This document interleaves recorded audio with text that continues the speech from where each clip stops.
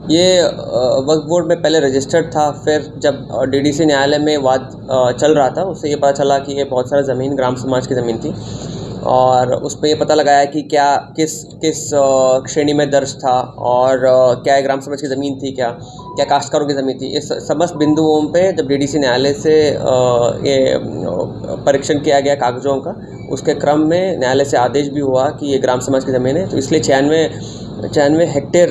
96 बीघा की ज़मीन है, जिसको वापस ग्राम समाज की ज़मीन में दर्ज किया गया है, जो पहले वक्फ बोर्ड के इसमें दर्ज था। इस जो जब्त की गई ज़मीनें हैं जिन पर कब्जा है, क्या कब्जा हटाने की कार्रवाई की जाएगी? बिल्कुल, अगर ग्राम समाज की ज़मीन में अगर दर्ज होते ही उस पर कार्रवाई होगी और जो भी हमारे ग्राम समाज की ज़मीन है उसको ग्राम समाज ज़मीन के ही नियत किया जाएगा और जन के हित में ही उसको उपयोग किया जाएगा।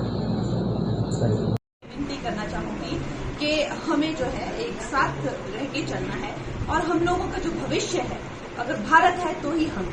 अगर भारत ही नहीं रहेगा तो हमारा क्या ही अस्तित्व रह जाएगा। और किसानों के जो लॉज हैं वो मुझे लगता है जो रिपील हो गए हैं वो फिर से लगने चाहिए। हो सकता है कॉन्ट्रोवर्शियल हो जाए, लेकिन मुझे लगता है किसानों के हितकारी लॉज वापस आने चाहिए और किसानों को खुद इसकी डिमांड करनी चाहिए, और ताकि हमारे किसान भी जैसे बाकी जगहों पे समृद्धि हो रही है, हमारे किसान की समृद्धि में कोई ब्रेक ना लगे। अब जैसे 1 नेशन 1 इलेक्शन, सारे ब्यूरोक्रेसी हो गए, सारे जो हमारे लीडर हो गए, हर 2-2, 3-3 महीने में इलेक्शन करते रहते हैं। तो देश के विकास में किसान जो है वो मेन हमारा एक